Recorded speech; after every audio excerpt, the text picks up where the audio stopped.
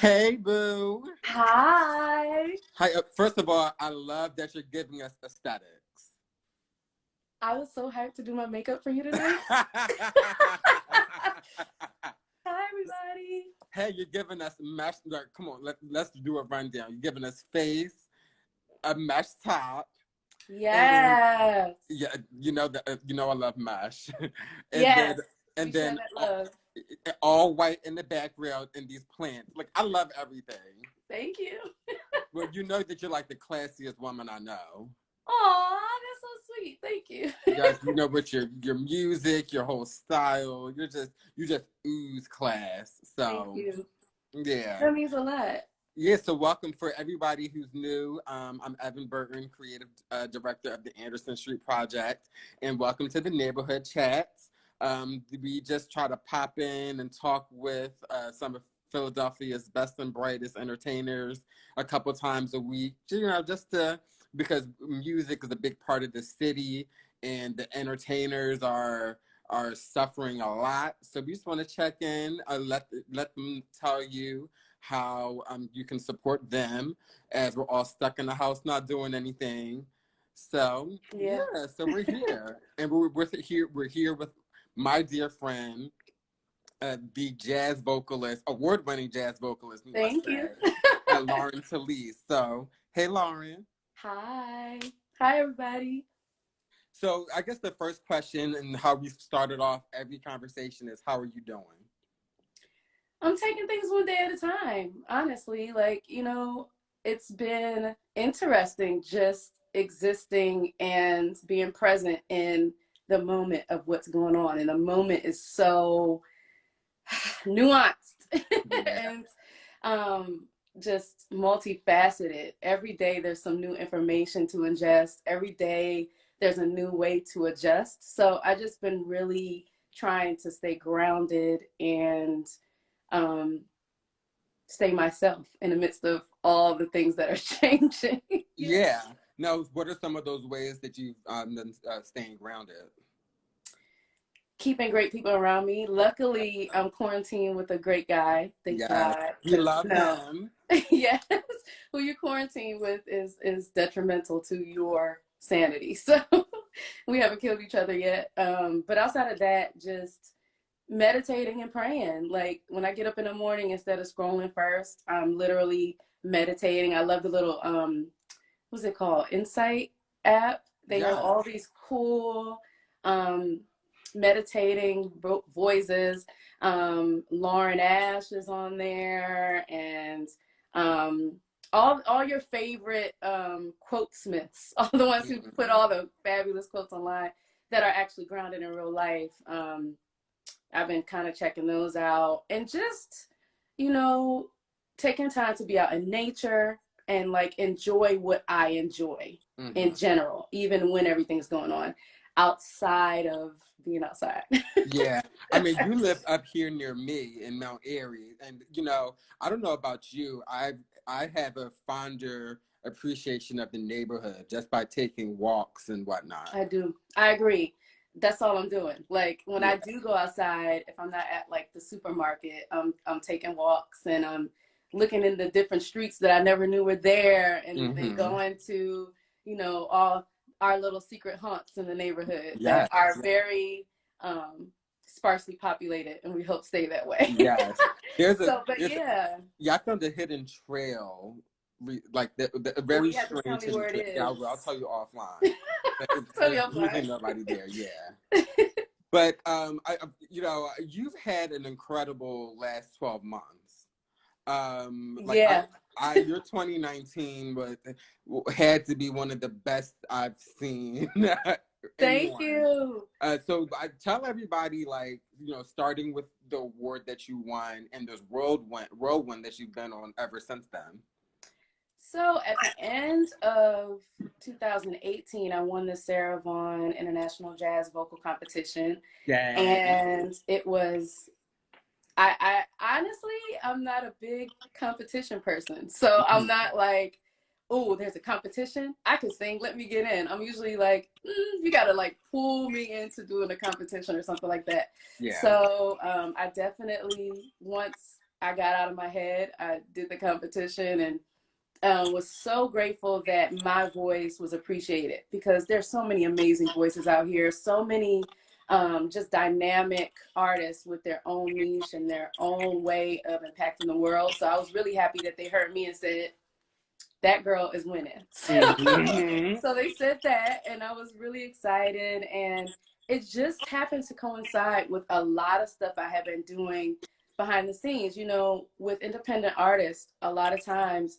we are the ones who are like kind of plugging away with, of course, with our amazing teams, but like, you know, just kind of, we're actually in the room, on the phone, on email sometimes, Yeah. like actually trying to find work, trying to find outlets, trying to find new audiences. Mm-hmm. And I'm just so happy that after the competition, things just started, I started getting yeses, and that was beautiful. So I spent last year, my partner likes to say I was home 3 months last year. I don't think it was that little, but he's like, you were going 9 months out of the year. I don't think you were ever home. Like, talk about the, like, what was, listen, we have somebody from Montenegro here, so listen. We do? Hi! You guys, look at this person. Names. And I'll see what people mean when they're like, oh, I forgot to look at the names. And I'm always in the comments of somebody's live, and I'm like, you ain't forget, stop.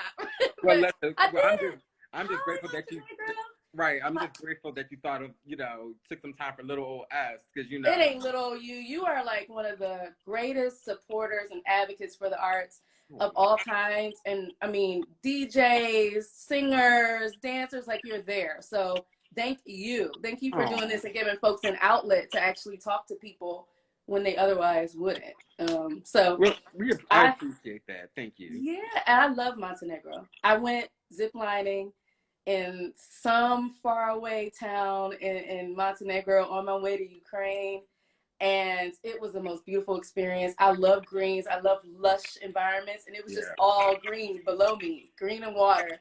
And I was like at the highest point in the world for zip lining. That was crazy. But in general, the people of Montenegro were so kind and so sweet. I went with old friends like Eric Wortham and Jonathan Michelle and Julius Rodriguez. And that was just so fun to just experience a new country that you never thought you'd go to before. I never thought I'd be near the Balkans or in Eastern Europe. And I was there. I got to go to Kotor, and that was the land of cats. And we all know I love cats and kittens. Yeah. I was so excited. I just had the best time in Montenegro then. So basically, let me go back. I went to Montenegro because I was selected by the United States. It sounds so funny to say. I'm telling you, you are fancy, honey. Look at you. I was selected by the United States to be a cultural ambassador for jazz. And I brought my friends along with me. And basically, we were with representatives for the embassies of different countries everywhere we went. So we just we went and talked to students who were learning English in every place. I taught lessons, I taught master classes, and we performed in these beautiful cathedrals and like just got to just immerse ourselves in this culture that we never thought we would. I never thought I'd be in Ukraine. I never thought I'd be in Montenegro. I never thought I'd be in Lublin, Poland, and all these, you know, kind of remote towns or towns that you don't always hear about in the news.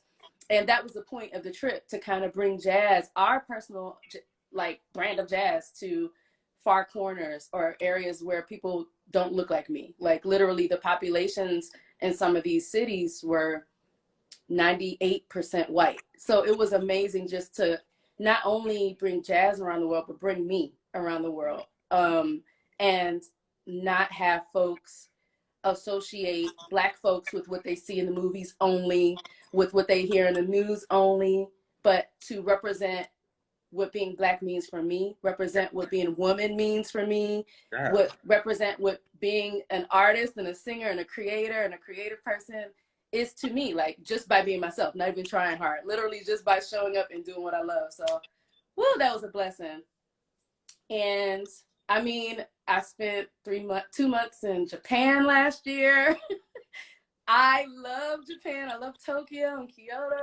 I had so much fun. I even went to Seoul, South Korea for like one day from Tokyo on my day off. Just flew and came back the next day. Very nice. I mean, I went to Thailand, which was amazing. Met some amazing people there. Stayed in a beautiful place. And I mean, I could go on and on. I really had a blessing. Like, how can I need, can you just come touch my voice so my voice can just get me booked and busy around the world? Like, I need that, girl. Yes.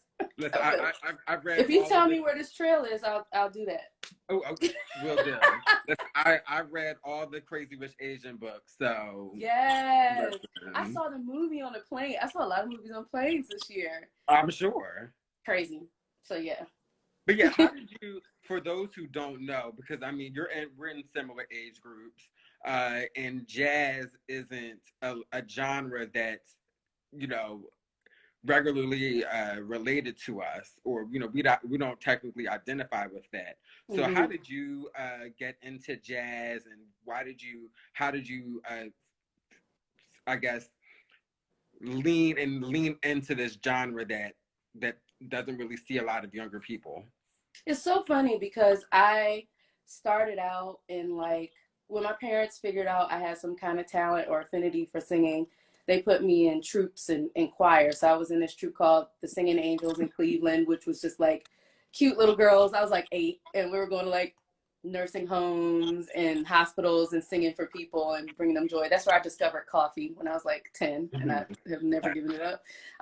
But so I was singing, like, I guess songs from the Great American Songbook, but I didn't know they could be jazz standards. I was singing them in a very Yankee Doodle Dandy type way. And then I was in this community choir for our local radio station called the 93 FM WZAK choir. And there I was surrounded by ridiculously talented gospel artists who had big growly voices and can belt you all the way to another country.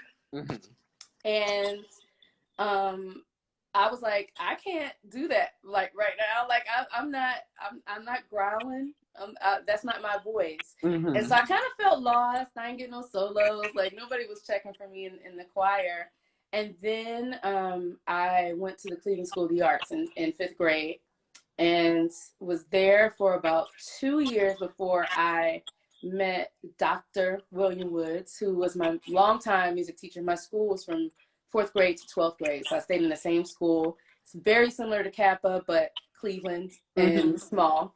Yeah. And it was there that Mr. Woods kind of started introducing me to Lambert Hendricks and Ross and Ella Fitzgerald and all these amazing artists. And also a friend of mine, Terrence, who I went to school with as well, he gave me a compilation CD one day, and it had Astrud Gilberto, Sarah Vaughn, Chet Baker, Nina Simone, all these amazing artists that I had never heard before. And here I am in 10th grade now, like, who are these people? I can sing this stuff. So I just started locking myself in my bedroom and like singing along with them word for word, note for note, scat for scat. And I felt like I knew my voice so much better after that. And that's when I said, okay, I love jazz. I'm singing jazz.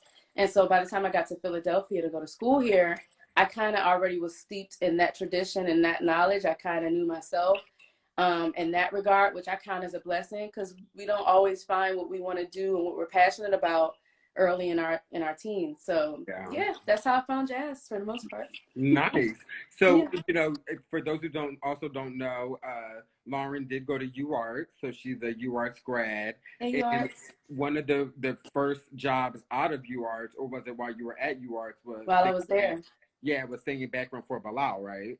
Yes, I sang background for Bilal and Jaguar Wright. Well, no, Bilal my senior year, and for years after that, and Jaguar Wright, who's also from Philadelphia, after I graduated, like maybe 2005 or so. So yeah, but and then later Vivian Green. So it was just insane. But and I learned so much from each of those people. Like Bilal was like taking a freaking master class every day. He was so he would bring a different version of himself for every show, and you didn't Still know does. what voice would come out. And he still Right. does. He's still my favorite, and he just brought a lot out of me. I had to really work to kind of achieve what he wanted to hear, like, because he heard so many amazing things. So it was just a huge turning point for me and what I was thinking about and what I was hearing at that time. And just to go out of the, I went out of the country when I was in high school for jazz. I had just graduated high school, so I was like 17. I went to Austria and Germany. But with him, I went to the Jazz Cafe in London, which is an iconic venue. And I went to Utrecht, and I went to Amsterdam for the first time by myself, kind of. And actually, at that same time, I went with Jaguar. They kind of like did a swap tour thing. So one week they were in Rotterdam. We were in Rotterdam with Jag, and the next week it was Bilal, or vice versa. It was amazing. But I got to, like, as a young adult, just experience the world outside of my window, like outside of Philly, outside of Cleveland, really see that, okay, my view is super myopic because there's a whole nother world going on out here with a whole different culture, with different people, different food, different music, different ways of dressing. And I'm so grateful to have experienced all that through music, thanks to them allowing me to kind of like be in their wings and do that. It was just, it couldn't have been better. Yeah. So I want to first shout out all the musicians in the building. I see some mutual friends. Limo is here. Haley, she's Haley. One of my very favorites in the city. Like, I love her voice so much. So beautiful, so dynamic, and she's an awesome person. I'm always sending her stuff in the inbox, and we're texting back and forth and everything. She's like Anita Baker's best friend, so obviously, like, right. She's got the iconic Anita Baker in her back pocket. So everybody go check out and follow Lee. Nita done blocked me on Twitter. I don't know why, but what you do? She was went on this blocking spree, and it was somebody did on Twitter who's all been blocked by Anita Baker, and it was like hundreds of people. I did nothing to that woman. And I've been supporting her for years. Bye, girl. I drove in a hurricane to see Anita Baker, so she better not stop playing with me. But anyway, yeah, so shout out to the musicians. The B Shane's in the building. Hey, y'all. B Shane, yes, another one of my faves. Love him. Yeah, and so, and also I want to say, if you guys have questions for Laurin Talese. I see somebody I met in Tokyo in here. My mom is here. Yeah. Say hi to Lulu Bells. So yeah, if you guys have questions, feel free to submit them. This is a community chat, so Yeah, ask me some questions. Talk to me. So what have you been listening to? Because I mean, your ear is pretty insane. Thank you. I'll take it. Right now, honestly, this past month, audiobooks. And French lessons, because I had to do something. The way I am, like, some people are like, okay, life has ended, the world is closed outside, it's literally closed. I'm just gonna chill and lay back and look at Netflix. And some days that's me, for sure. But most of the time, because I'm always on and I'm a consummate Virgo, I have to be doing something. Yeah. So I've taken to Audible. I love Audible. They should give me an endorsement, whatever that means. But I love their Pimsleur French, and I love just taking in books through there. But I also, what else have I been listening to? I've been listening to a lot of Portuguese/Brazilian music, like lots of it. This woman named Dora Kami, if I'm saying that right. Milton Nascimento. And of course, like our faves, like PJ and like there's so many people. So are all of these new sounds informing your next project? Definitely the Brazilian vibes, and not in a super direct, overt way. I just love the songwriting. I love the way they let melodies breathe. I've always been a lover of melody and just a beautiful construction of a song. Like, I love ornamentation. Catch me on a good day, I'm riffing up a storm. But I like just the beauty of space. And that's kind of what I'm like taking in. I love old Hollywood film scores, so I'm always listening to that because I feel like you know, I'm in the movie if I'm listening to the film score. Yeah, yeah. Yeah, so definitely everything I listen is informative, which is why I kind of really, when I'm writing for an album, which I am now, I really tailor and curb what I'm listening to. And I tend to read a lot of books and listen to books because it forms my narrative writing. It's funny that you know, and I've heard you use this parallel before, or this metaphor before, that your songs are like film scores, because you know, I take on different characters when I listen Yeah. to your music. Absolutely, and I love that when music allows me to do that. Yeah. This next album is definitely going to be more about me, but not love. You know, it's going to just be more about things I've seen in my life, things that Yeah. have influenced the person I am today, things that make me happy every day, and the people I'm grateful for. Because I could sing a billion love songs. I'm always singing a love song, but will continue to. But yeah, I like going into characters, but I like exploring who I am through characters and finding similarities. So yeah. What have you learned? Like, what characters resonate with you? All kinds, men. I mean, any kind of character. I mean, even somebody super dark, you know, and I'm not super dark, but I like to kind of get inside what makes people tick. I like to get inside what people's motives are. So any character, if it's written well, I'm in it. I'm into it. I love Octavia Butler.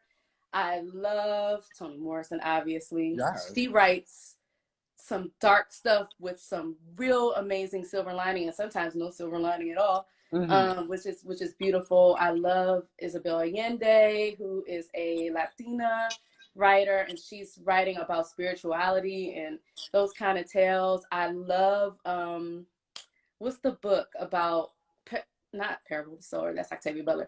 What's the most recent book about like African folklore? And there's two of them now. I can't believe I'm forgetting it. Y'all help me. Not, My not dad's on here. Hey. is it not Americana, right? Is it No, it's literally about fighting a war over Nigeria.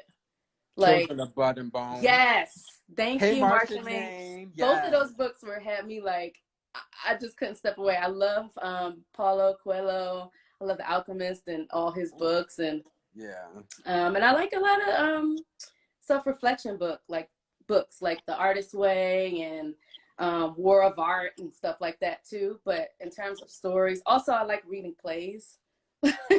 Yeah, like August Wilson play, give me that, and I'll just read about, you know, some prostitute that's desolate and seeking love, and I'm like, oh my God, that's me.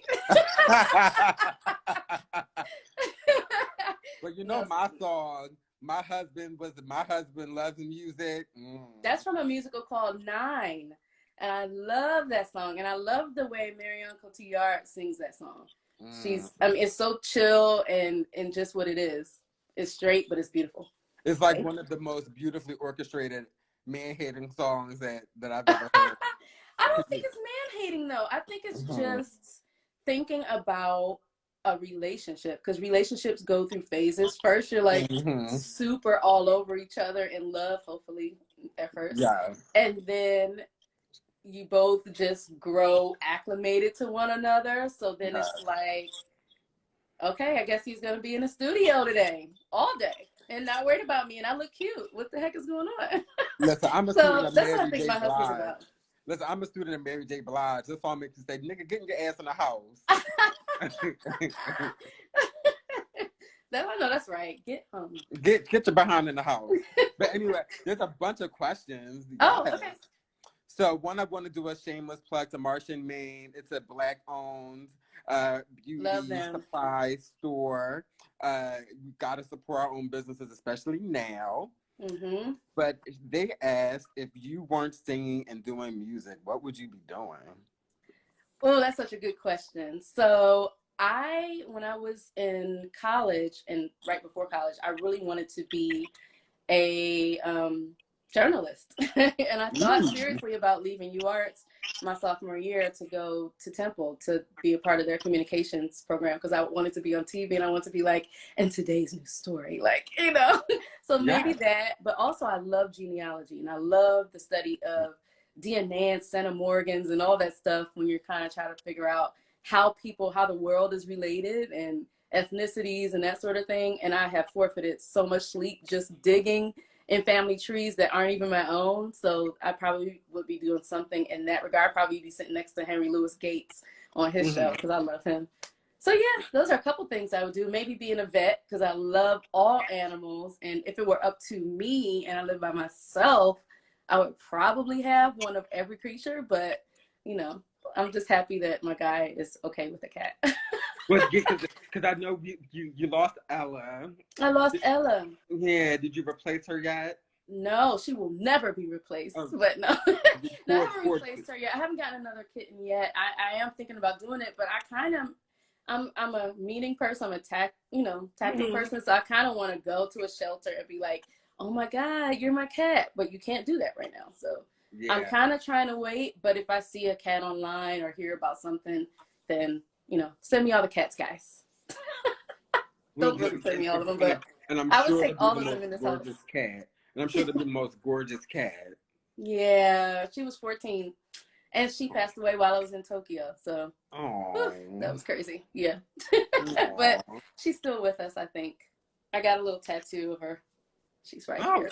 Cute. Aw. Did you get that in Tokyo or did you get that back? That's what I went to Seoul for. So I just flew to Seoul for a day, took in the culture, went to a museum, and got a tattoo. I found this girl on Instagram and I really liked her work. So I was like, it's only 2 hours to fly to Seoul from Tokyo. Let me go. Okay, this life that you're living is such a mood. We really need to talk afterwards. Okay. Yeah. Okay, Lee, our friend Lee, she asked, what are some of the male vocalists you would love to duet with? Male vocalists I would love to duet with. Of course, Bilal. He's my amazing holy grail. Gregory Porter. I love him. I love Leslie Odom. Yeah. And I mean, there's so many amazing male vocalists that are just super dynamic. I can't even think of all of them, but yeah, those are three. When speaking of like collaborators, your dear friend and the legendary Adam Blackstone just popped into the room. So hi, Adam, welcome. I'm kind of starstruck, so I'm just going to move along. Hi, Adam. Don't say nothing crazy, okay? Right. And then we have another question. Would you ever consider doing a Neo Soul album? And I'm really sure. I think I wouldn't call it that. I think in general, all those influences are there. You know, I've sung for some of the best who are so-called in that genre. I want to continue just exploring me, and whatever people want to say it is, that's what it is. But not specifically like, okay, send me all the Neo Soul tracks. No, I don't think so. Now, how did you and Adam meet? Not the college. College, interesting. Yes, I met Adam on the first day of like orientation at UArts, and he is the exact same way that he was then. He has not changed, which is such a beautiful thing because people change, especially with all the success and like accolades he's been able to get and all the people he's met. He's literally the same exact person he was when we were 18. And so I met him there, and he's always been a convener of souls and people, and he's always people just have always been magnetized to him. He's just a magnetic, amazing person. So yeah, I've known him since 18 years old in college. You are. And I mean, so I think a lot of people know it by now, but you two were just on the Dave Chappelle special on Netflix. Adam had me on the Dave Chappelle stage at Mark Twain. That was so like one of the best times of my life. I was like, there's my girl. I was like, there's me. No, that was such a crazy good few days just working on that. Like, just being around all those super talented people and super smart people and watching them work in their own niche, in their own wheelhouses, and come together. All these bosses, Adam included, just being masters of what their area of expertise is, and kind of quieting the egos and just getting the job done in such a short period of time at the Kennedy Center in front of everybody's who's who. And I just was happy to be involved and be a part and be able to sing. And I got to sing what you didn't see. You guys have some little behind the scenes info. What you didn't see was that I sang some original tunes and some of Dave Chappelle's favorite tunes at the beginning during the pre-show that they didn't tape. So I sang in front of Tamia and Grant Hill and whoever else you could think of. Dave, he was like nodding his head and stuff like that. It was just awesome. Now, what were some of those songs? Like, what are some of his favorite songs? He loves Creep. Radiohead. By Radiohead. And I had never sang that song before, and I love it. Like, it's such a beautiful melody. Yeah. And like, you could really kind of build up on that song. So that's one of them. Mm-hmm. Nice. I sang Dead Precedents, I think. That's a throwback of one of my tunes. Yeah, I sang What You Won't Do for Love by Bobby Caldwell. Yes. Who my dad played around the house all the time when I was a kid. So it was great to sing that. I might need a recording of that. Yeah. I don't know if it exists, but hit up Adam. Well, get on the next album. Maybe. But so did you get starstruck there? Like, did you run into anybody like, oh my God? I mean, I think it's so funny because I was seeing the people that I love just admire. So like meeting Grant Hill, knowing that my guy is like, that's his #1 favorite basketball player was crazy. Meeting MC Lyte, who was his favorite rapper, was crazy. Meeting Tamia, who I remember seeing for the first time, and you know, we both love Tamia. Yeah. But meeting her and just thinking about You Put a Move on My Heart, and she's like right there in front of me. Meeting people that I actually respect and admire their work and their talent was just kind of otherworldly. I wasn't starstruck, but I was just very happy to be in a room. And I went to like this party and they all were just literally like right next to me. And I wasn't going to be all Joe, as people in Philly say. So I just kind of chilled and observed and had my little drink and talked to the people I knew already and spoke a little bit to those people, but wasn't like crazy in their faces. Cause you know, there's always that person in a room that's like, so I am working on this, and they're just like, get her out of my face. So I never try to be that person, but I'm always around in case they're open to that energy, and then I talk.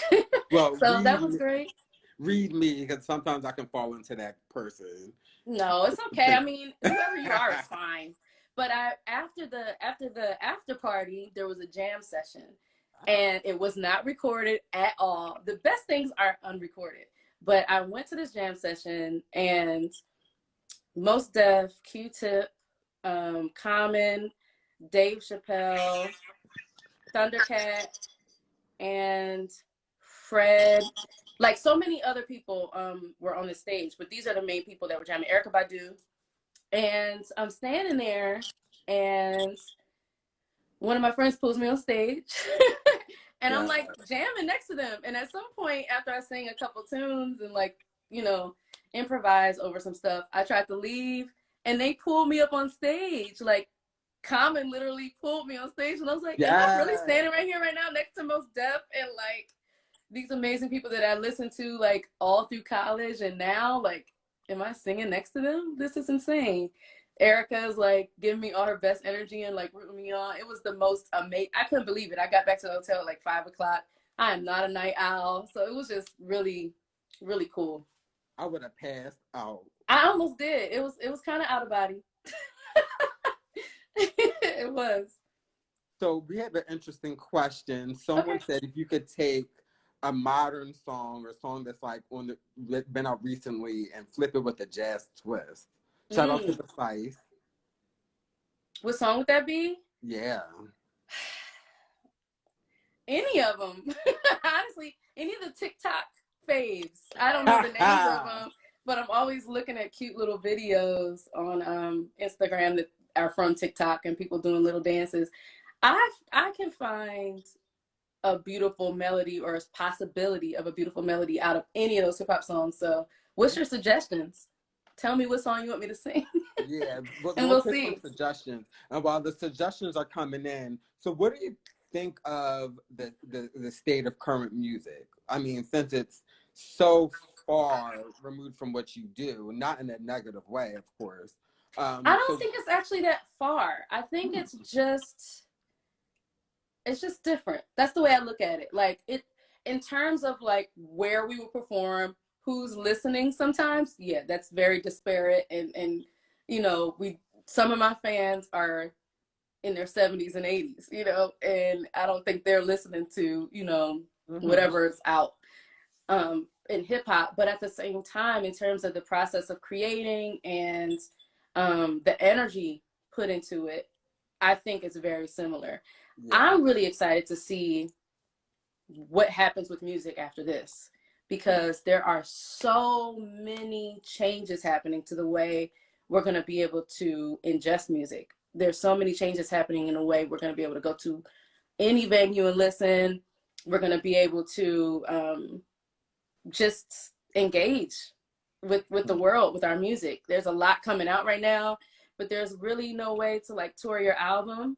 So it's just, there's a lot of creativity taking place right now, and I'm really interested to see how that develops. Now, so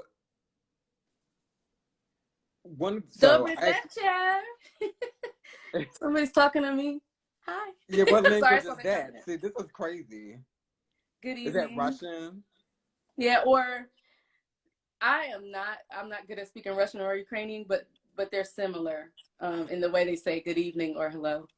So hi. I don't know what else he said, but I love you. Thanks for coming all the way from your country. So and my bestie Shanita's here too. Hi, bestie. Hey, Shanita. Welcome, everybody. I have a lot of friends, a lot of acquaintances, but my core group of best friends, like you, is pretty tight. So I'm so grateful. I feel like you really kind of keep your core group of friends tight. You got the same friends from college and high school and the neighborhood and stuff. And that's me. Like, most of my dear friends I've known for 10 years plus. Yeah.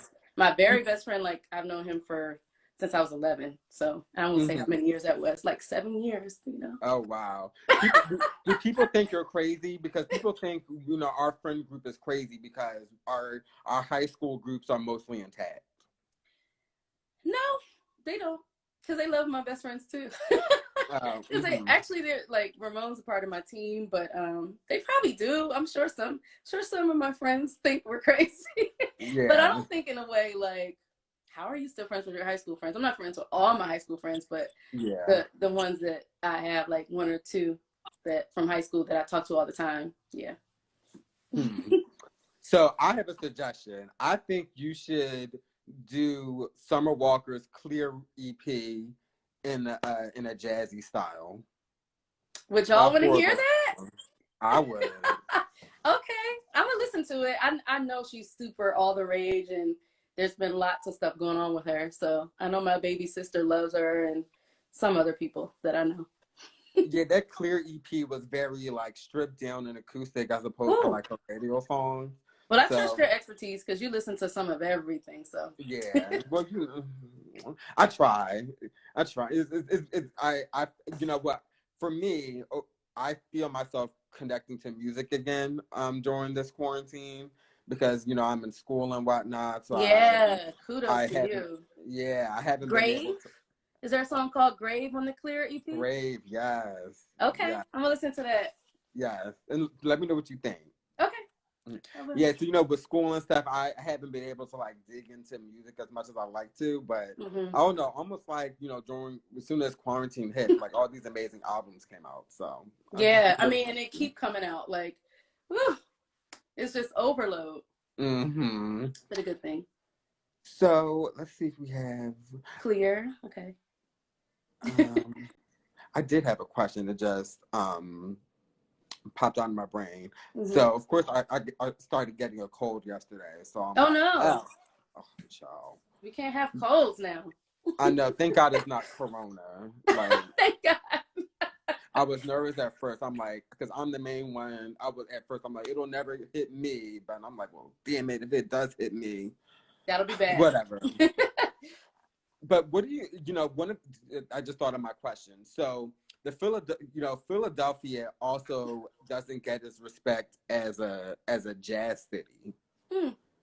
So, can you talk about the cultural, like the jazz culture here, and like who are the players? Why does it not get its recognition? All of those things.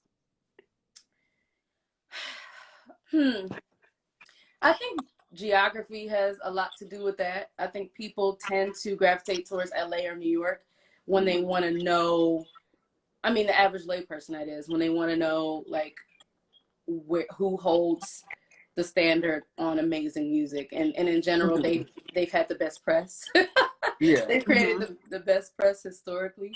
But, I mean, I can tell you who some of my faves are. I'm also on the board for an amazing organization in Philadelphia called Jazz Philadelphia. And we are, let me take a moment to put my board member hat on. We are doing a virtual jazz appreciation month where we are actually highlighting many of the key players in the city. We can't do all of them, but taking suggestions from certain folks, tastemakers and folks, and from what we observe, and kind of just shining a light on what they're doing in the industry, like V. Shane, Eric Wortham, Q. Roy Turf, who else?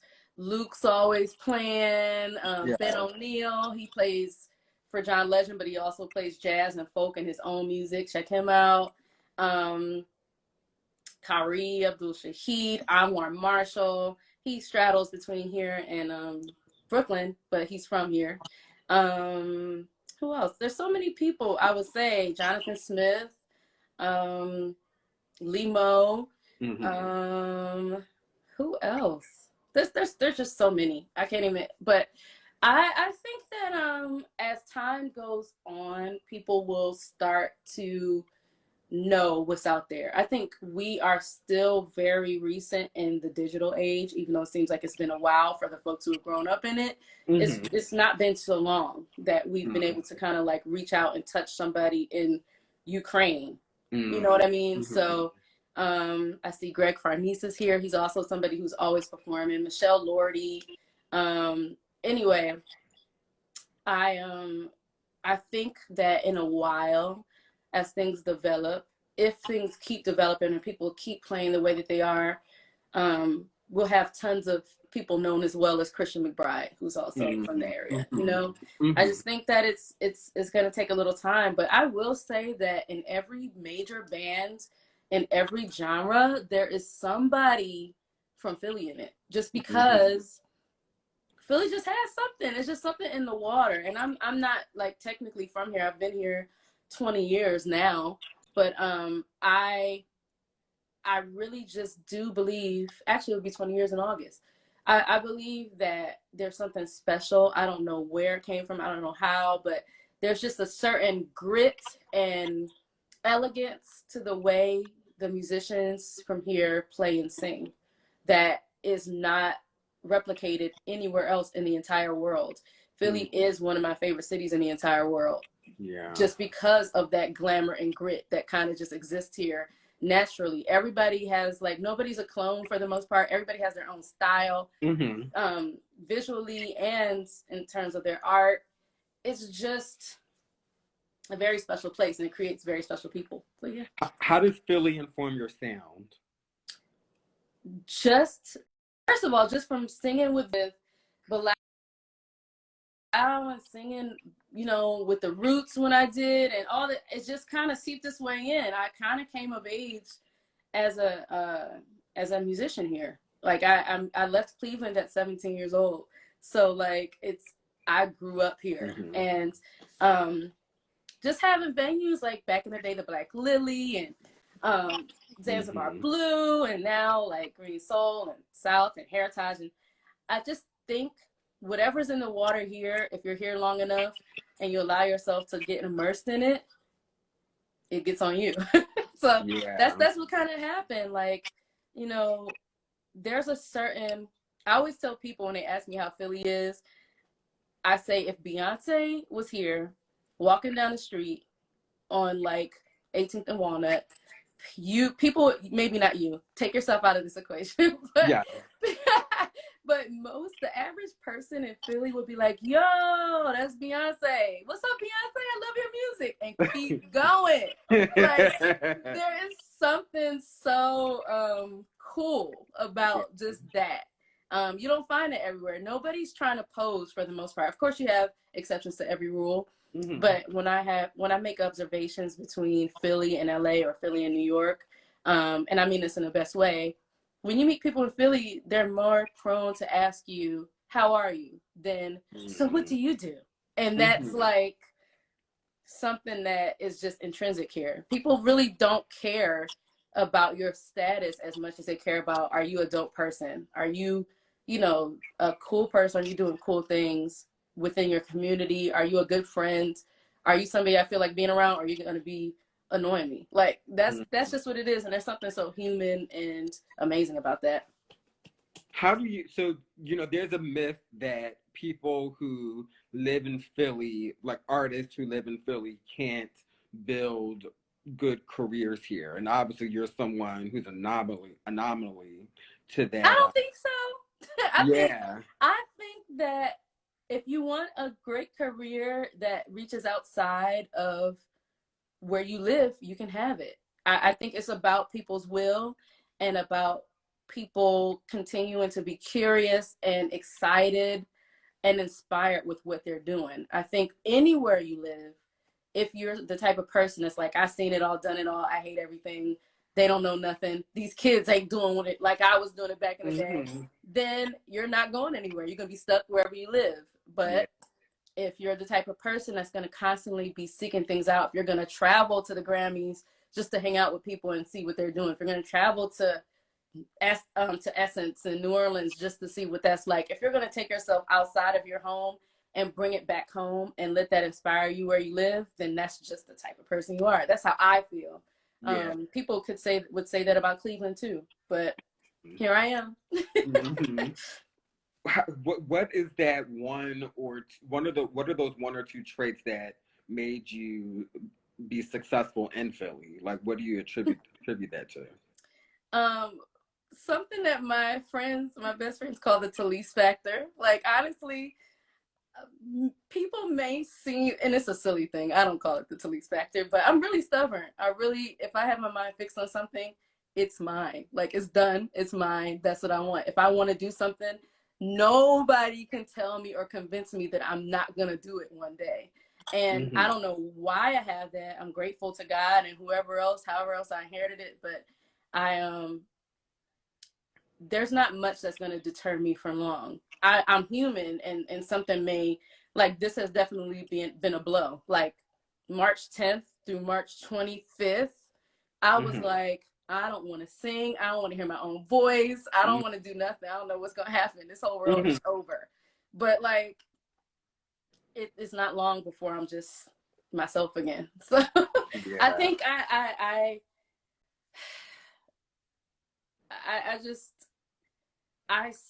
choose to see what's possible. I want to see how I can do it. When I hear no, I either think it wasn't for me or, okay, so what's the real way I'm going to actually get what I want? And I hear a lot of no's. Like, we independent artists are always hearing no's. You know that. Just nonprofit folks are hearing no's. Everybody's hearing no's when it's something that they want to do, and they may not be poised to grab it right then. But my mind has always been, okay, no, but I'll see you in a little while when I do it. And I think just that grit is something very Philly. So maybe it was meant for me to come here, but it's something that I actually had before I left. My parents were not super excited about me traveling to Philly from Cleveland. And even to like audition for University of the Arts, I like got my own money and snuck and bought a Greyhound ticket and was like the day before, like, Mommy and Daddy, I'm taking Greyhound to Philly to audition for UArts.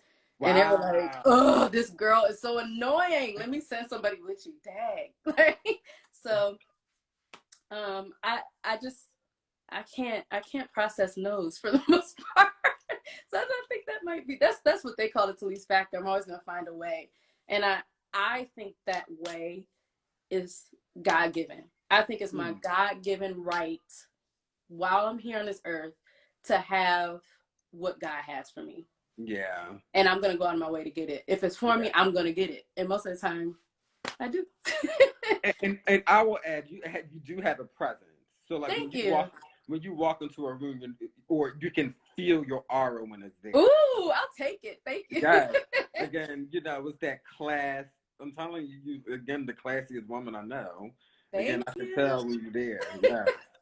I always think that's funny because I'm so silly.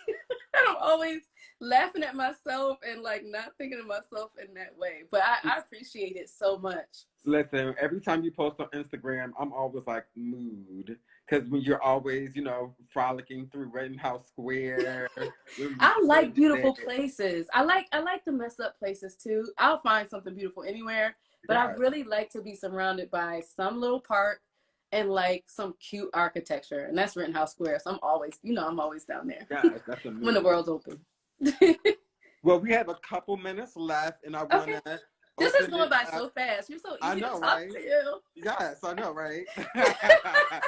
I can't wait for us to do this in person with, the red wine and stuff. Going to trails. Yes, if we have a spot we have a spot. Yeah. Hey, Auntie. My whole family is here. That's so nice. I love it. Yes. Hey, and some friends. Queen Joe, yes. Yes. Andre, sorry, I'm going through the comments all late. Barbara's Hall, yeah. Yeah, so right now I'm just like thinking about new music. Yes. Yeah, what are you thinking about? So like what's going to be on the next album? Because we're ready. The next album is coming, but I think if everybody's okay, maybe I'll release something in the next couple weeks. Yay! What do y'all think? Should I release a single or just something while we're all quarantined together? Yes. Listen, you have quarantine style music. I think I want to release something. We're always recording. Us artists are definitely our worst enemies sometimes. We're always in our heads and thinking like, that's not good enough. But I have so much stuff that I should just start releasing. Yes. Yay. I will. Yes. Okay. Listen, my Epsom salt bath is ready. I will set the mood. I will have that and the incense ready, please. We are ready for that album. We do have a question. I'm sorry, what you say? Oh, we do have a question. Okay. Would you ever do Broadway? Yes. You don't even have to get that whole question out. Absolutely. Who asked that? Who knows me? That was Queen Joe. Hey, Queen. Yes, Queen Joe. I will. I really want to. I've only done a reading for something for Broadway, but I've never actually acted formally. But it's something that I really think would come natural to me. So I would love to do a musical. I would love to do Broadway. I would love to do it without it being a musical. I just would love to act and be exploring that part of me, and I hope I get to like in the next couple years or so, for sure. What would be like your dream role? I'm so early in the game and I need to study so much that I don't know what that dream role would be, but I love Barbra Streisand. So like think of like her career and make her Black, and then that's what I want to be. Listen, people who, because people who need people are the luckiest people in the world. Okay. Yes. Yes. I just love everything she does. So, and the fact that she was a director and a producer and an actress and a singer all at the same time, like in her 20s on, is just crazy to me. But that's somebody I definitely follow, and I would love to do that. But I love Chicago. I love Hello Dolly. I love all that stuff. So anything in those will be amazing. Listen, we are ready. So we are winding down. Do we have any more questions? Because we have about 5 minutes or so left. Got 5 minutes. Yeah, speak now, forever hold your peace. I do want to tell, yes, Babs. I do want to tell you guys about something. So a friend of mine is doing an online music festival called Act for Music. And I'm one of the curators for it, and I'm producing a festival day at the top of May. But they started already doing festival dates. I think it opened yesterday. So if you go to Act for Music, that's ACT, the number 4, music.com. I think Lee was on there today. And yeah, so go. It's amazing. And keep your eyes and ears peeled for me on there with some of my friends and for a lot of stuff in the next couple weeks. Oh, I'm booked and ready. So I love the versus battle. I'm sorry, you booked and ready?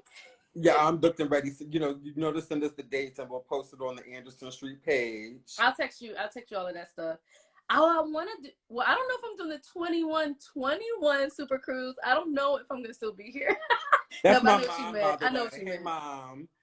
That's my mom. Oh, hi, Mom. She saw you at the Capital Jazz Cruise.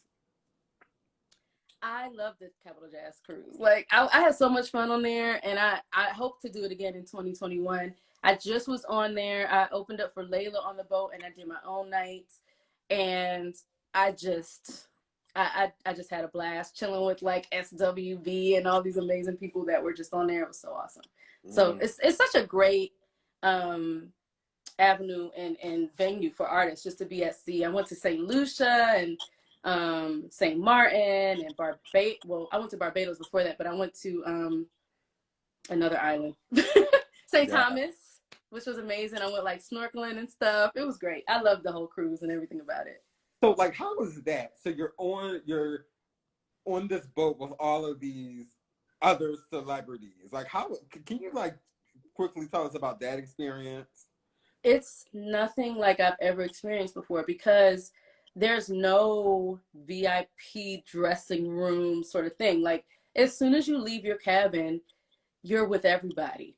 And unless you stay in your cabin all day, which would really suck and be silly, like, you're just with everybody. So people are able to really tell you how you impacted them with your music and how they've been following you, how they know your relative from Cleveland, how, like, at any point, like, I was having conversations with different people on the cruise ship day and night, and I loved it because you don't really get to interact with your fans and your friends like that on a one-on-one. And it was a 8-day cruise, so it was just insane, beautiful, and I would love to do it again. I would do it over. Eric Roberson was on there, you know, being his charismatic, hilarious self, and Moonchild was on there, and Amber from Moonchild, and house artists, jazz artists, soul artists, everybody. Yep. So I loved it. Well, I'll be with my mom for 2021, so hopefully you will be there too. I hope so too. Yeah, that'd be amazing. We'll speak that into existence. So we have. I'm sorry. Go ahead. I'll let you run this. I'm like, I see how people are like now that they like are trying to like be in the conversation, but also like trying to see what's going on on their phones. Anyway, go ahead. Well, because we only have 40 seconds left, and I want to like give you an opportunity to tell people how they can support you, how they can keep in touch with you, and all that stuff. Buy my music if you want to. Send me money. No, I'm just kidding. Go to my website, laurintalese.com. Follow me on here. Find me on Facebook. I love to talk to y'all. So just hit me up. Support my music, and all that is what does the world for me. So I appreciate you even being in this room with me right now. Thank you. And I do too. So thank you all for coming. We will be back on Friday with our dear friend,